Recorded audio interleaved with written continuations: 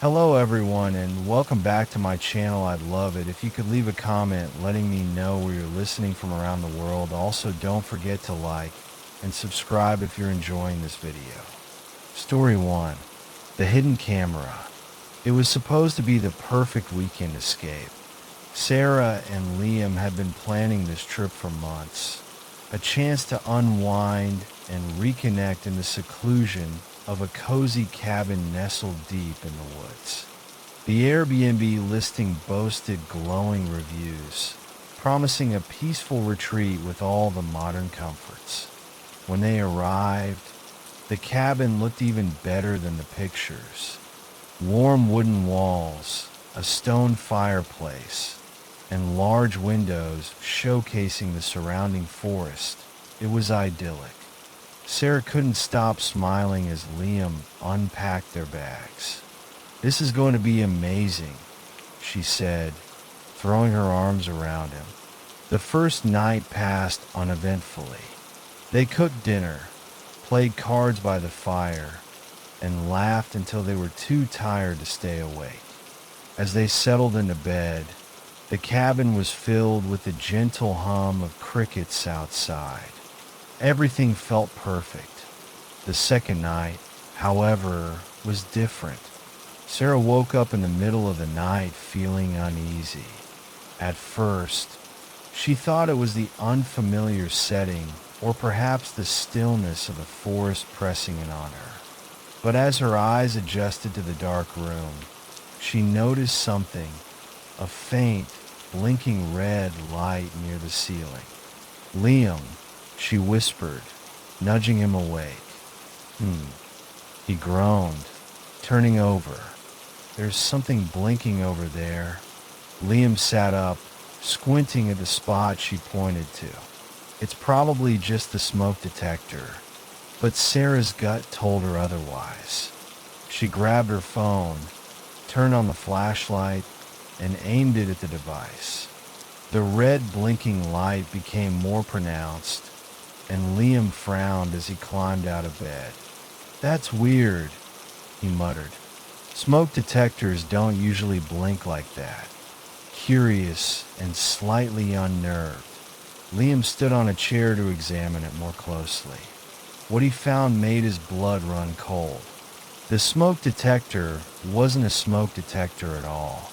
It was a small, round device with a camera lens embedded in its center. "Oh my God," Sarah gasped, covering her mouth. "Is that a camera?" Liam yanked it off the ceiling, his hands shaking. "It's a camera," he confirmed, his voice tight. "Someone's been watching us." They stared at each other, the weight of the realization sinking in. Whoever had placed the camera had been recording them since they arrived. "We need to call the host," Sarah said, her voice trembling. Liam nodded and grabbed his phone. But as he searched for the host's contact information, Sarah noticed something on the back of the camera. There was a small logo and a Wi-Fi symbol, along with a sticker that read "Live Feed Enabled." "Liam," she said, her voice barely a whisper. "It's live streaming." The words hit him like a punch. Someone somewhere had been watching them in real time. Liam quickly disabled the camera, but the damage was done. Sarah was already imagining who might be on the other side of the feed. Some tech-savvy voyeur? A stranger lurking nearby? Or worse, someone who had access to the cabin? They decided to pack their things and leave immediately. But as they moved around the cabin, the paranoia set in. Every corner of the space now felt sinister. Every ordinary object seemed like it could be hiding another camera. Liam checked the bathroom and found another tiny device embedded in the light fixture. Sarah discovered one in the living room, hidden inside the base of a decorative vase. By the time they were ready to leave, they had found 5 cameras in total. Their idyllic retreat had turned into a nightmarish invasion of privacy. As they sped down the dark, winding road away from the cabin, Sarah's phone buzzed. She glanced at the screen, expecting a notification from their booking app or maybe a worried text from a friend. Instead, it was an anonymous message. "Leaving so soon? I was just starting to enjoy the show." Her heart stopped. She showed the message to Liam, who tightened his grip on the steering wheel. "Who the hell is this?" he demanded. Another message came through. "Don't bother calling the police. I know who you are, Sarah, and I know where you live." Their cozy weekend getaway had become a nightmare they couldn't escape. Even as they reached the safety of their apartment, the feeling of being watched never left them. The cameras, the messages, the anonymous threat, they were just the beginning. And somewhere, someone was still watching. Story 2. The Locked Basement. Daniel had been looking forward to this week-long work retreat in the peaceful countryside. The historic home he rented was perfect. A quaint stone cottage surrounded by rolling hills and absolute quiet.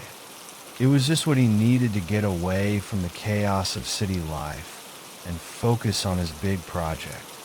The host, a friendly older woman named Mrs. Henley, greeted him warmly as he arrived. She handed him the keys and gave a quick tour of the property. The kitchen had vintage charm.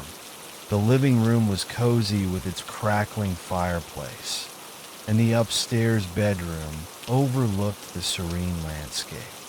But as they passed the basement door at the end of the hallway, her tone changed.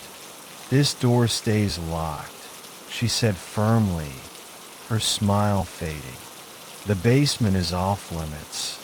Daniel nodded, more focused on unpacking his laptop than on her warning. The rules of rental homes were always strange, and he assumed it was just a cluttered storage area or maybe a maintenance hazard. The first night was uneventful. The house was as quiet as promised, and Daniel got plenty of work done. But on the second night, as he sat typing away at his laptop, a faint sound caught his attention. It was muffled at first, like a low hum. He paused, ears straining. Then it came again, a soft, rhythmic tapping, almost like someone knocking. It was coming from the hallway. He got up, heart beginning to pound, and followed the noise. It grew louder as he approached the locked basement door. Standing in front of it, he hesitated, his rational mind telling him to walk away. But then came a sound that made his blood run cold. A faint voice whispering, "Help me." Daniel's chest tightened. It could have been his imagination. Maybe it was an old house creaking or the wind outside. But as he pressed his ear to the door, the whisper came again, clearer this time. "Please, help me." Sweat trickled down his back as he debated what to do. Mrs. Henley's warning echoed in his mind, but the voice sounded desperate, human. He searched the kitchen drawers until he found a screwdriver. It took several minutes to pry the lock loose, but eventually the door creaked open, revealing a set of steep wooden stairs descending into darkness. The smell hit him first, damp earth and something metallic like rust or blood. He flicked on the light switch, and a single bulb illuminated the basement. At the bottom of the stairs was a dirt floor, scattered with old tools and boxes. But what drew his gaze was the far corner of the room. A figure sat hunched there, bound with thick ropes. It was a man, his face pale and sunken, his clothes torn and dirty. His eyes met Daniel's, wide with fear. "Get me out," the man croaked. Daniel froze.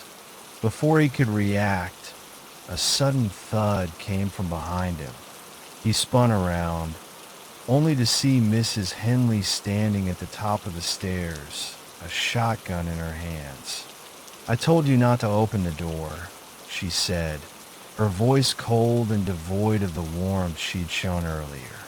Daniel's mind raced, trying to piece together what was happening.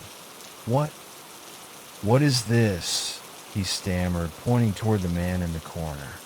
Mrs. Henley took a step down, her eyes dark and unforgiving. "He's part of my collection," she said, as if it were the most normal thing in the world. "And now, so are you." Daniel didn't get the chance to scream. Neighbors later claimed they hadn't seen Mrs. Henley for years, though her house was always rented out to strangers. People came and went, but none of them ever stayed long enough to leave. And the basement door, it always stayed locked. That Tio make sure they were always together. "Jake!" Tom shouted again, his voice louder this time. Still no answer. His heart pounded in his chest as he started pacing around the campsite, looking for any signs of where his brother could have gone.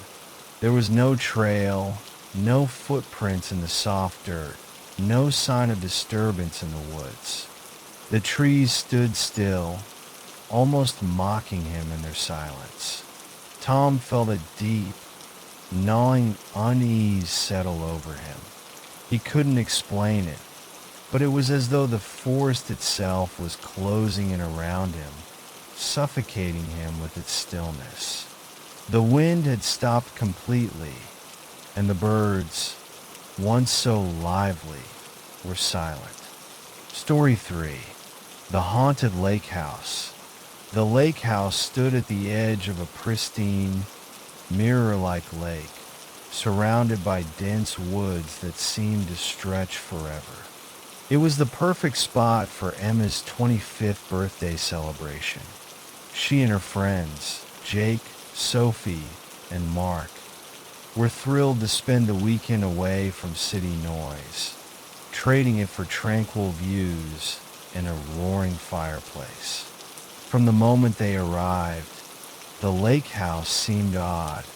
The air inside was colder than expected, even with the fire crackling.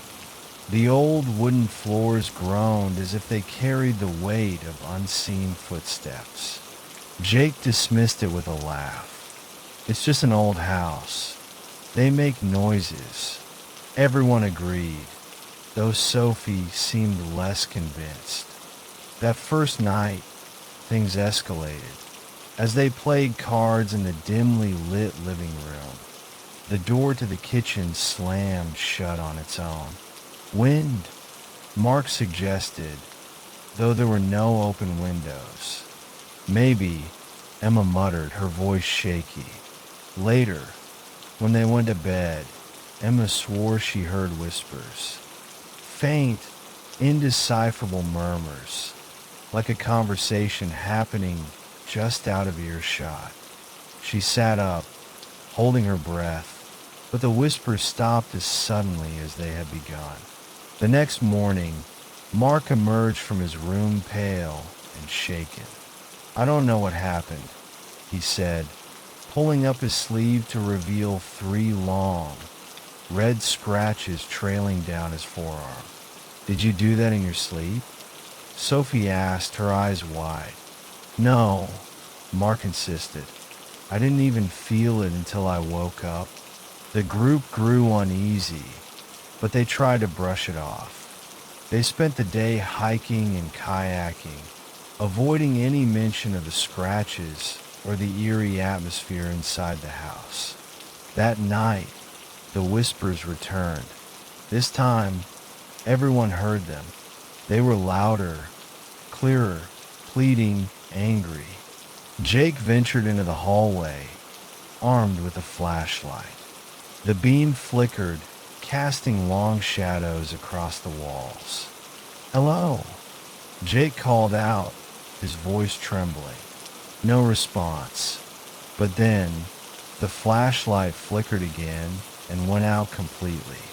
In the darkness, A loud thud echoed from the upstairs bedroom. The four of them bolted upstairs together.